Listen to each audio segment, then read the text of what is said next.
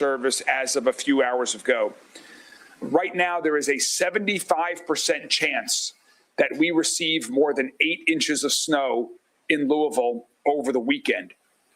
There's a 35% chance that we receive more than 15 inches of snow in Louisville over the weekend.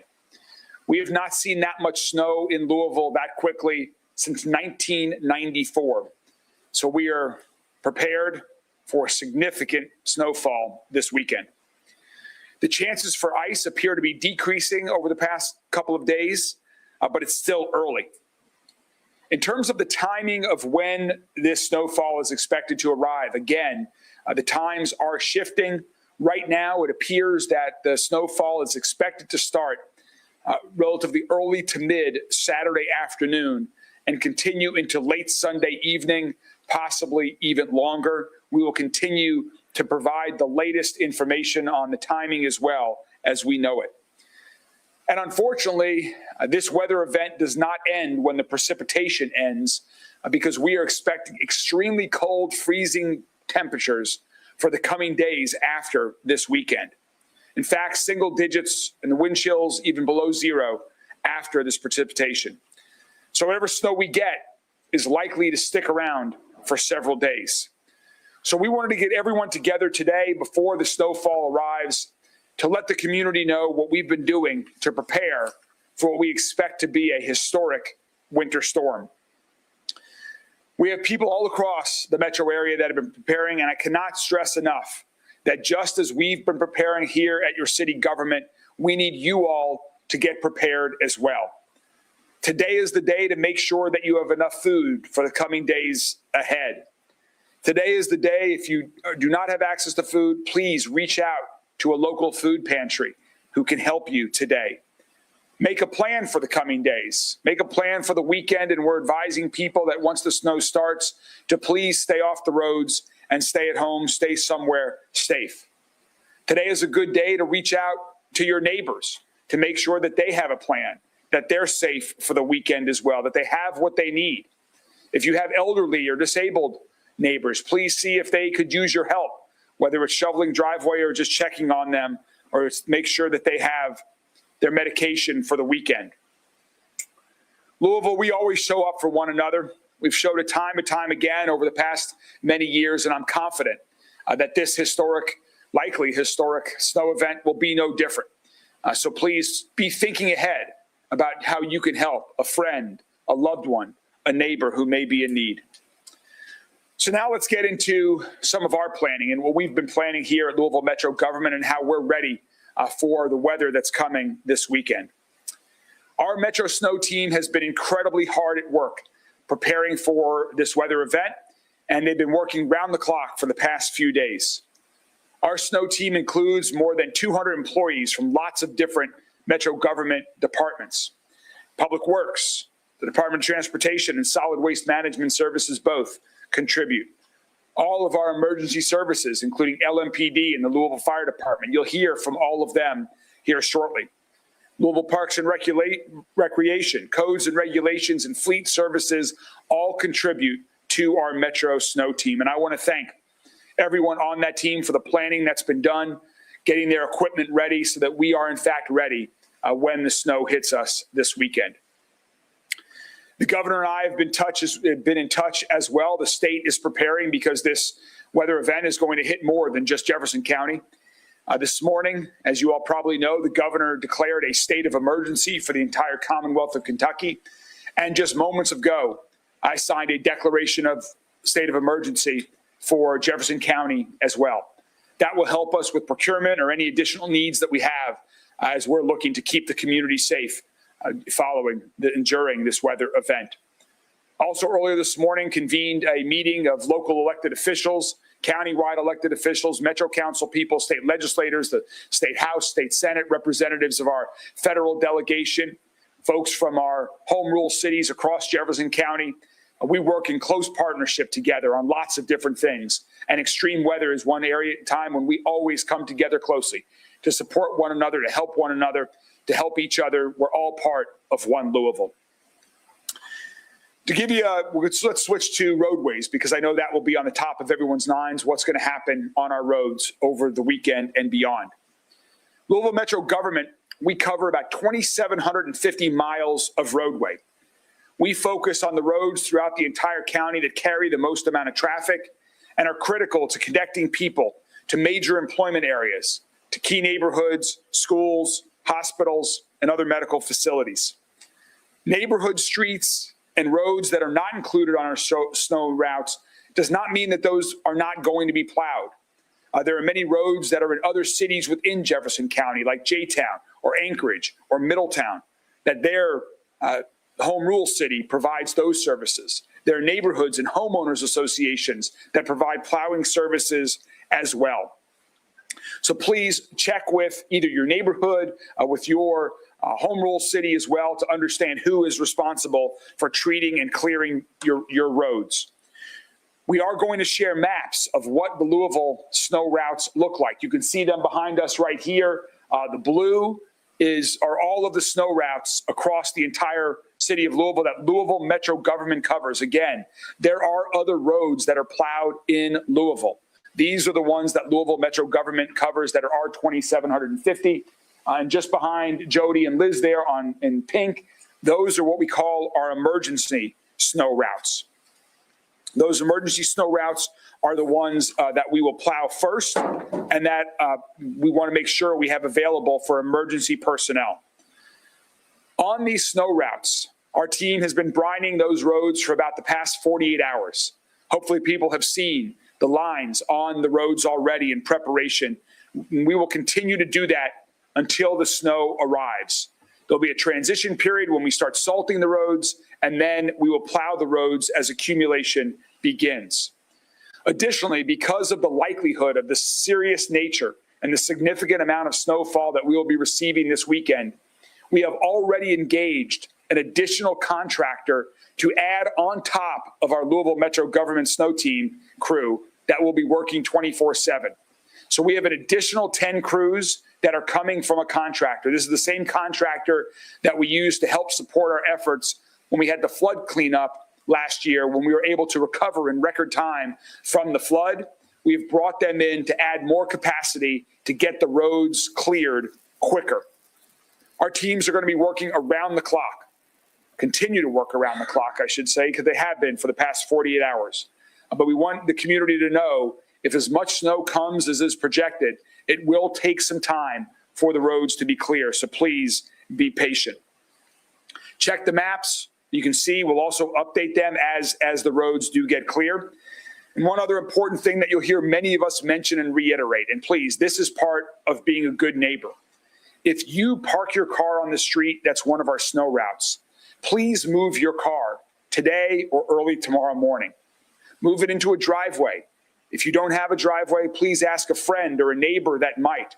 Please try to find a safe spot where you can move your car off of the roadway so that our snow plows can get through, can do their job effectively, that they can be safe as well, and that we minimize damage. We're here in the Emergency Operations Center. As of tomorrow morning, we will activate the Emergency Operations Center, and we'll be manning it around the clock until the conclusion of this event. You'll hear from several folks during this press conference, and then, of course, we'll take questions from members of the media at the end. First, let me introduce Wes Sidnor. Wes is the Director of Public Works. He, Bill Bell at the Department of Transportation, and their entire team have been working round the clock for the past days to get ready for this. Wes?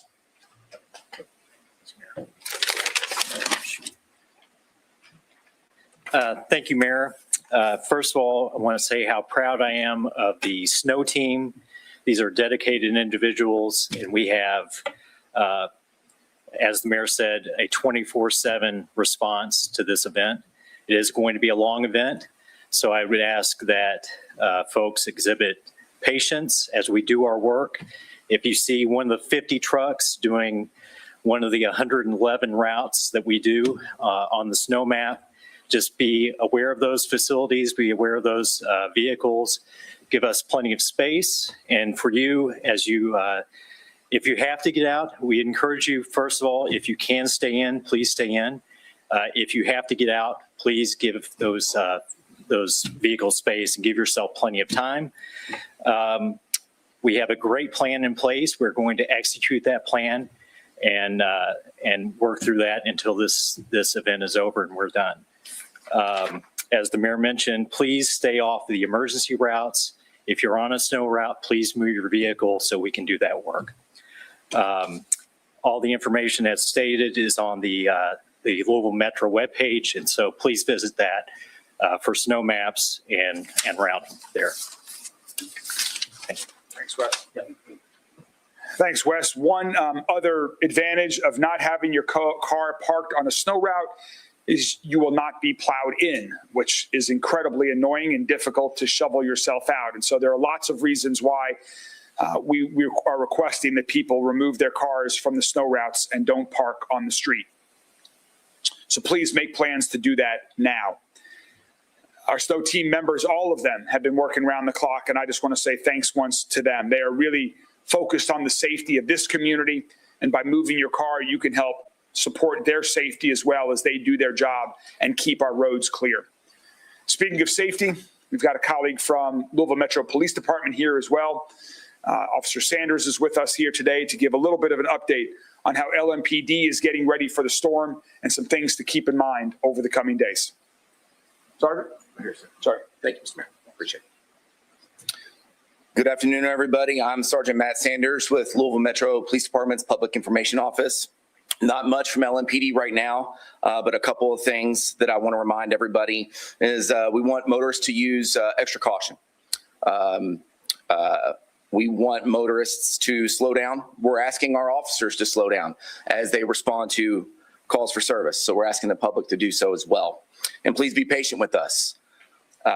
Once the snow rolls in, LMPD expects our response times to slow down significantly, maybe a little longer than usual to get the help that you need.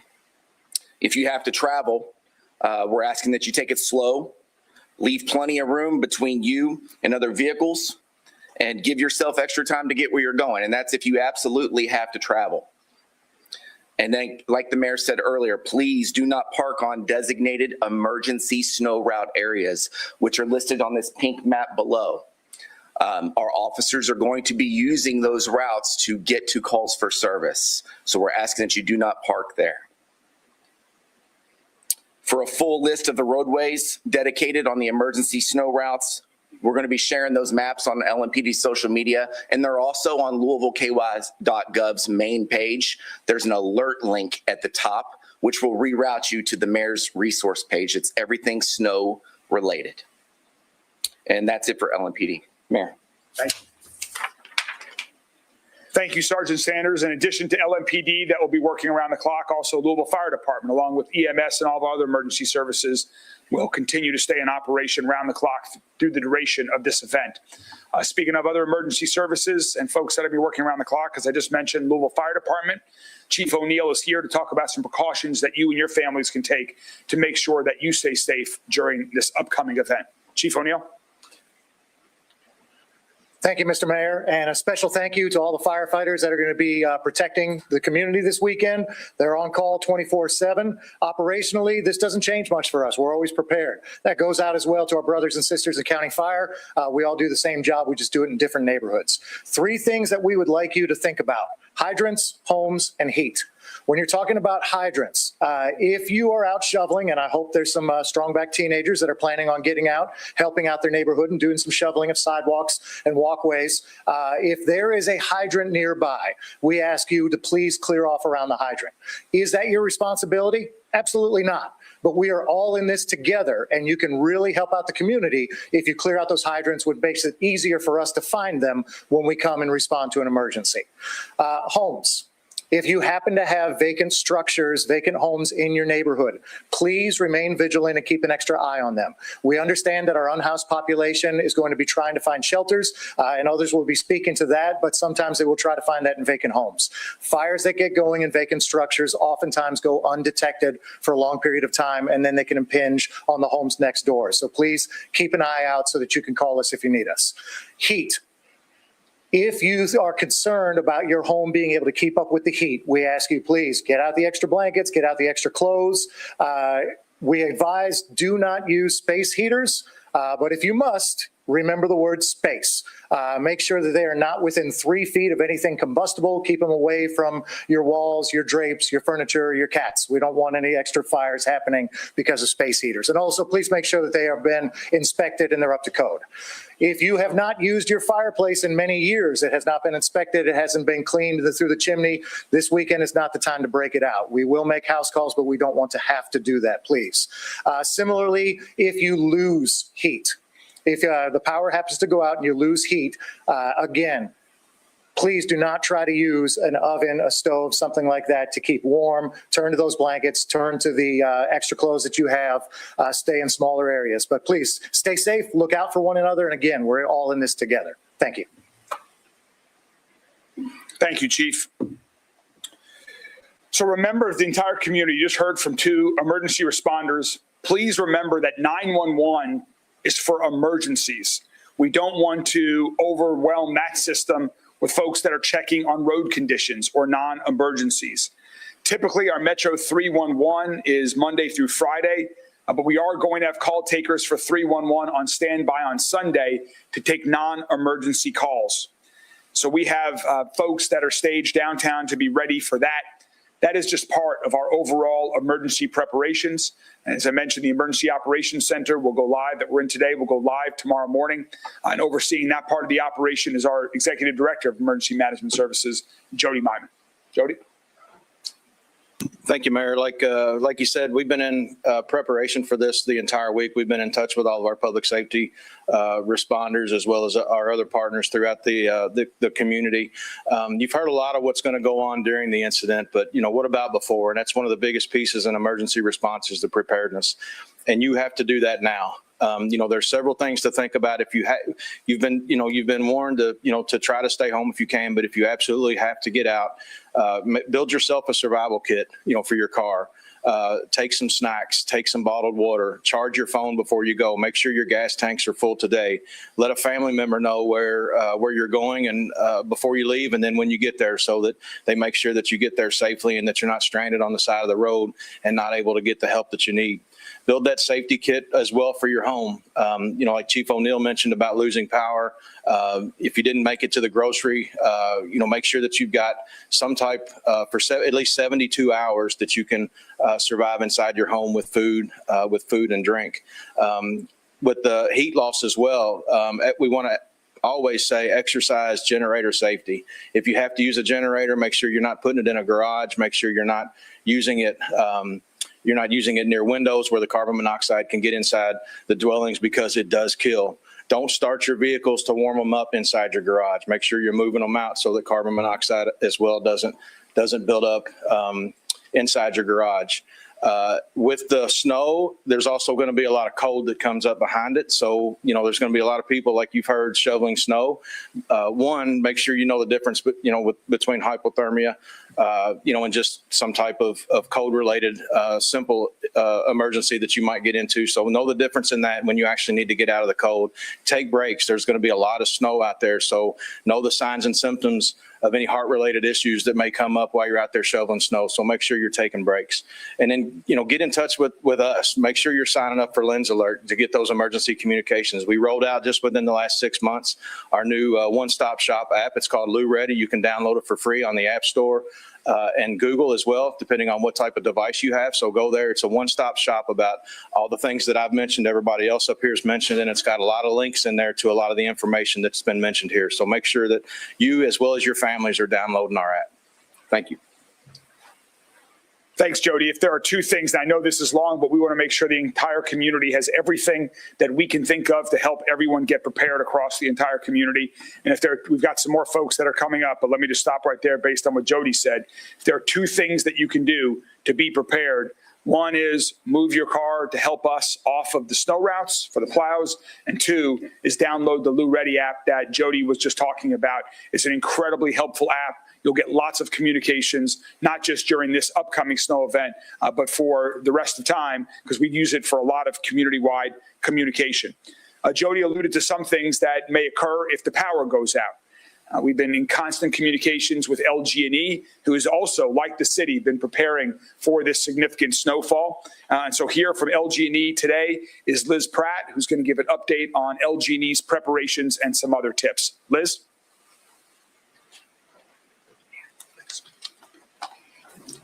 Thank you, Mayor. As the mayor said, we have for many days been closely monitoring the forecast and coordinating with community and business partners, with our emergency management officials and fellow utilities. So as we talk about preparations and mobilizing and preparing for this storm, we have more than 1,000 restoration personnel positioned across the areas we serve. This is to help protect the public, to assess the damages, and if power outages occur, to restore service safely and as quickly as possible. We also have more than 40 crew centers in the areas we serve. And why that's important is we have resources and materials that can be strategically positioned in advance of the storm. This also gives us that ability to shift resources as needed during a restoration process.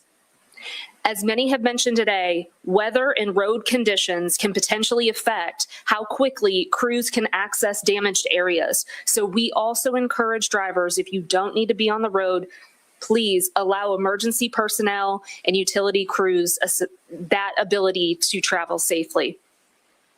In addition to our restoration personnel, we also have many employees behind the scenes. And this includes our control centers, our public safety response team, who helps respond to reports of downed wires, and our customer service team, who are all there to support our customers and our communities. Now, we don't know exactly what this system has and what will unfold. However, just to help set expectations, in the event we do experience power outages, we have a power prioritization process that involves several different layers. While we are working to get power restored, what's important is that we will also use our ability to reroute power when we can from our control centers, coupled with automated technologies on our system that can help give us that ability to limit the number of customers who are affected. As part of our power prioritization process, we will focus first on public safety. We're responding to reports of down wires, and we're also restoring service to critical services for our community, which could include hospitals, police stations, fire departments, and airports. Next, we are restoring service for as many customers as we can safely and as quickly as possible. And then we move to what's considered the heavy lifting of a power restoration process. This is when we are repairing damaged equipment. When possible, we will make temporary repairs to get power restored and allow time for longer repairs to take place. So we encourage customers, we ask, please, our focus is safety for everyone involved.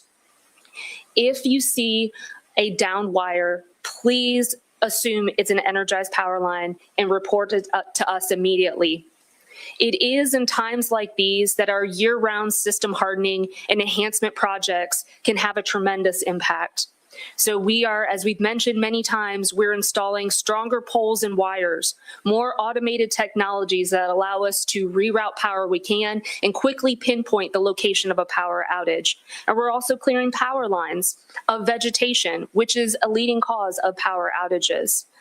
In addition, we also just this week launched our proactive outage alerts, which are made possible through our communication system, and are more than 1 million advanced meters that we've installed for customers. What this means is we can now automatically notify customers by text or automated phone call when their power goes out. We can provide estimated restoration times once available and confirm when power is restored. We are encouraging all customers to make sure they have their current preferred contact information on file with their account. That information can be updated at any time by logging into their online account through our mobile app and by using our automated phone system. This service is in addition to our existing suite of outage reporting tools and tracking tools that we have for customers. And that includes outage texting, our interactive outage map, our mobile app that provides near real-time information. And all of this is made available to customers because we know how important it is to keep our customers informed and to restore service safely and as quickly as possible. So again, we appreciate our customers' continued patience as we await what this storm may unfold. And please continue to follow all the important information updates that are being made available. Thank you. Thanks, Liz. Now, if you do lose power because of the weather, we're going to have our libraries open on Sunday.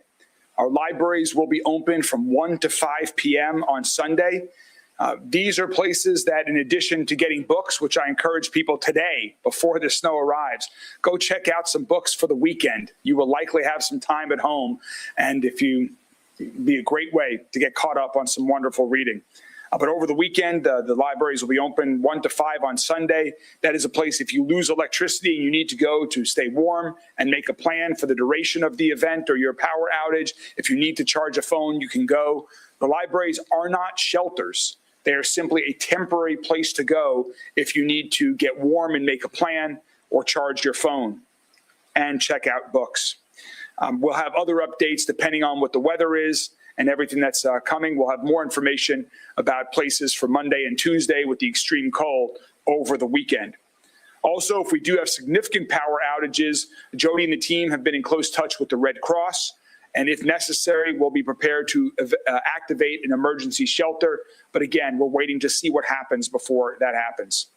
And finally, as I've been harping on, it is going to be extremely cold, not just this weekend, but in the days ahead. And so we do have white flag operations in place. And what that means is that participating shelters will welcome in anyone from the street that is looking for a shelter during the duration of this extreme weather situation.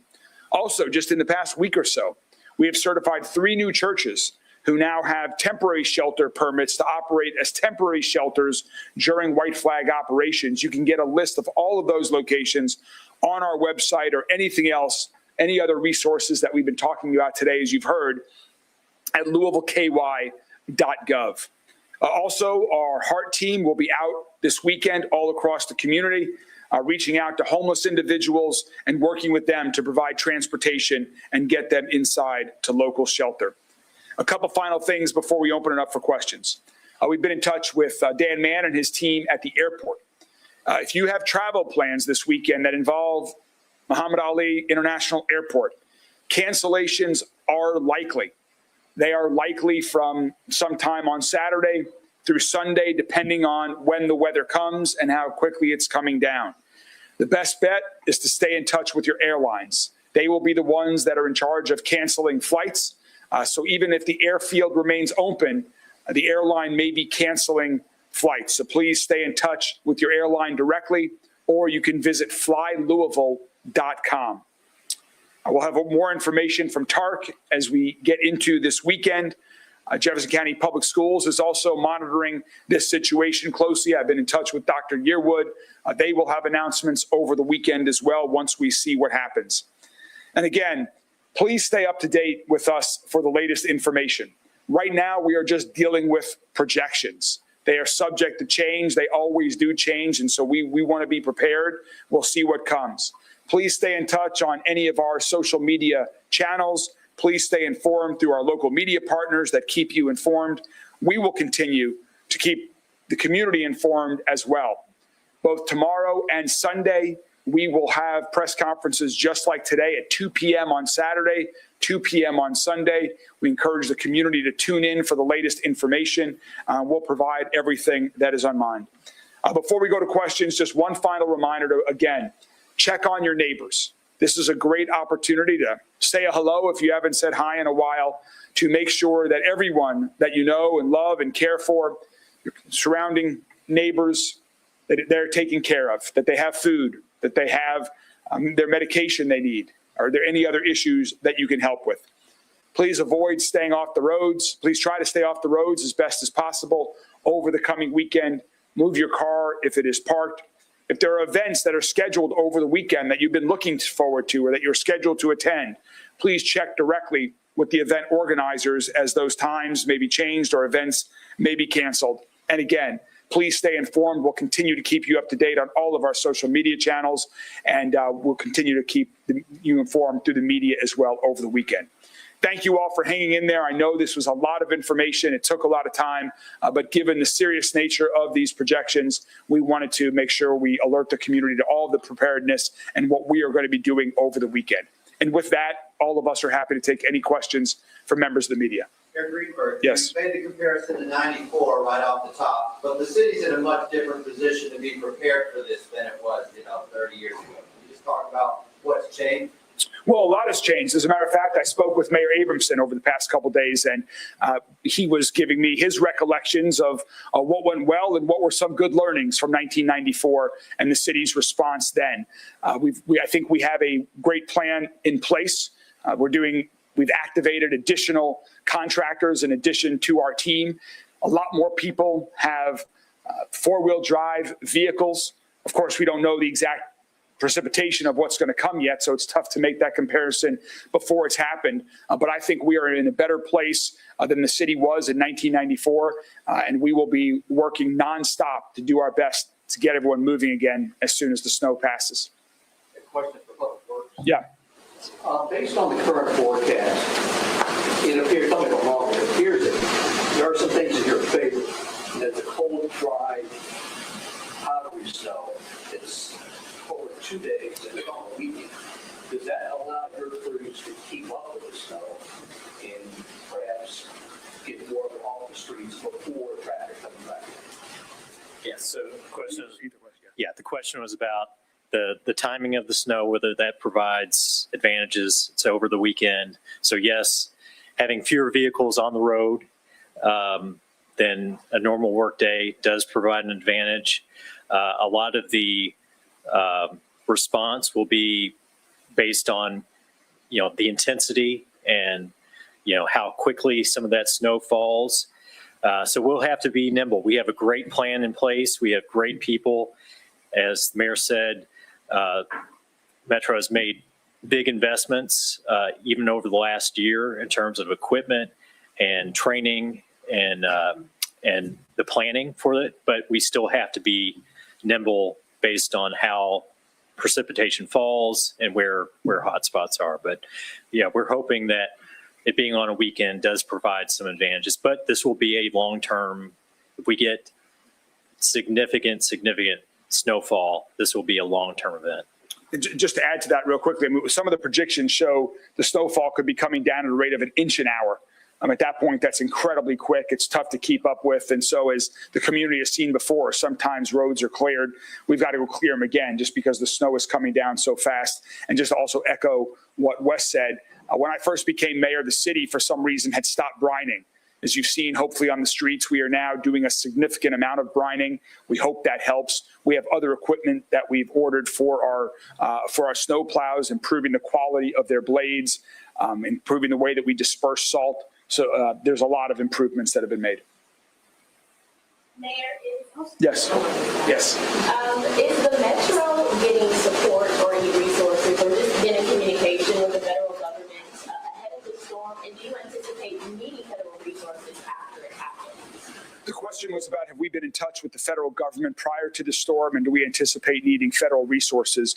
That's part of the reason why we declared the state of emergency, why Governor Beshear declared a statewide state of emergency this morning, and why I declared one for the county today. We will be collecting all of our expenses related to the storm. If there are reimbursement opportunities, we will certainly be taking care of those. We've also been in the federal folks that we've been in touch with are representatives of our congressional delegation from Senator McConnell and Senator Paul's office, as well as Congressman McGarvey's office. We've been in contact with all of them.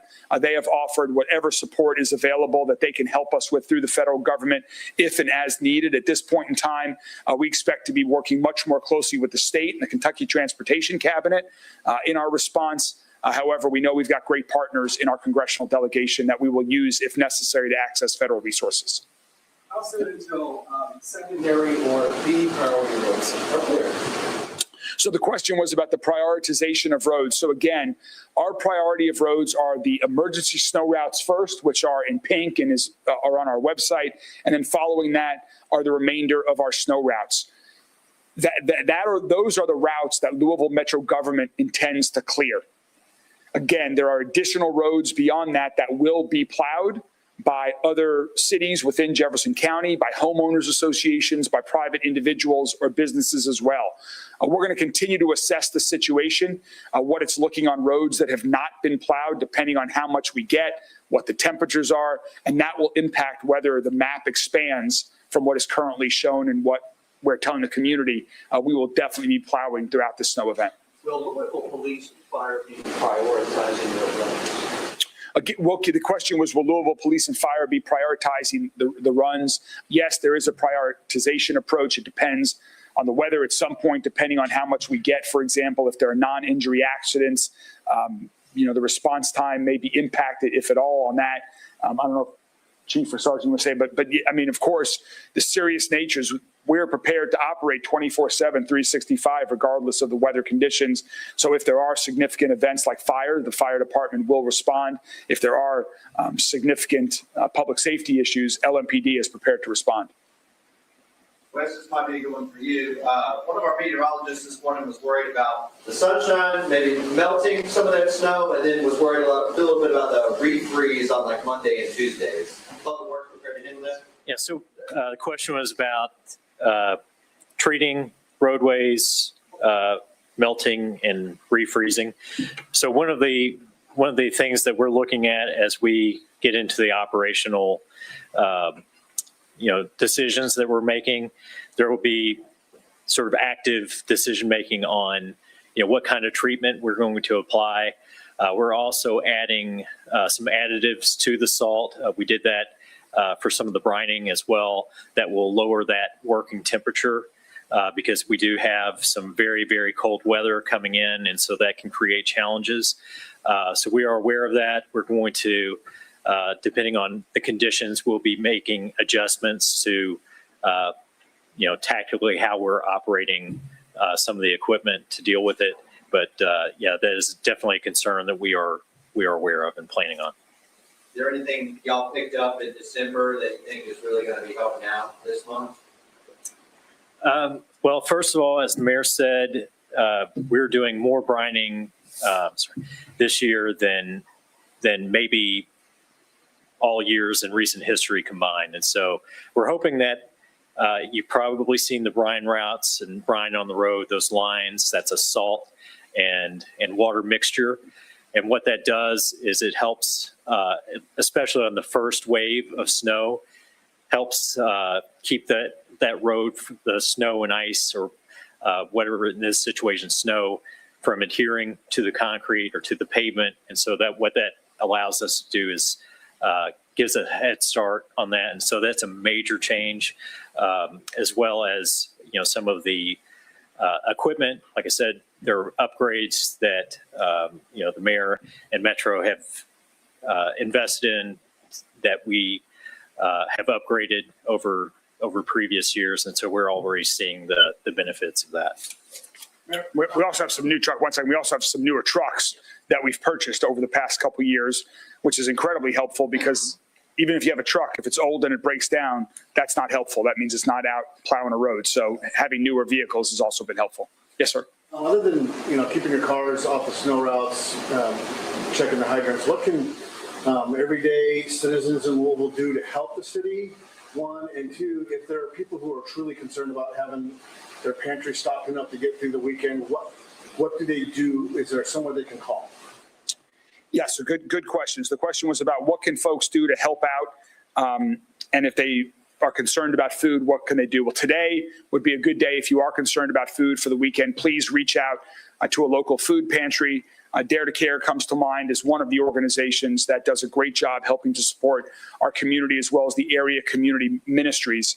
So please reach out to Dare to Care or the area community ministries. You can get some of that information, again, on our website at louisvilleky.gov, or you can call 311 and they can provide that information to you as well about how to access a local pantry. in terms of helping out, as we've said, there are several things that can be done. The first thing is if you have a car that's parked on a road, which is a snow route, please move it. If you know folks that may not be equipped to handle the extreme weather that's coming, particularly if there are power outages or that they might need transportation for an emergency, please reach out and see how you can help. Reach out to others that are loved ones. I know folks in my office and my team are volunteering tomorrow morning with Meals on Wheels, that we're going to be getting shelf-stable food to some seniors that rely on food delivery so that they have enough food to get through several days of this weather event. But a lot of people can help in that way if there are people in your life that you think might need a little bit of assistance. Mayor, in 1994, the interstates were shut down. The people had to be rescued from their cars. Have you spoken with the state cabinet to get any sort of reassurance that that's not going to happen in this area this time? So the question was about in 1994, the interstates were shut down. And yes, we have been in close touch with Kentucky Transportation Cabinet. They are well prepared, just as we've been planning. They have been preparing as well. And so we expect our highways to stay and interstates to stay in operation. You've seen their work over the past year or so with the highways. And so we hope and expect that they will get all of their routes clear. And then if we need their assistance for additional routes in Jefferson County, we're not going to be bashful about asking for that assistance.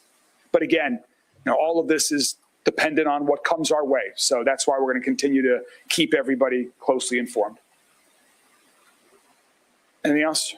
All right, again, we will keep everyone informed through social media. We will definitely, at a minimum, have briefings tomorrow, Saturday, and Sunday at 2 p.m. here at the Emergency Operations Center. And just in conclusion to the entire community, please stay safe this weekend.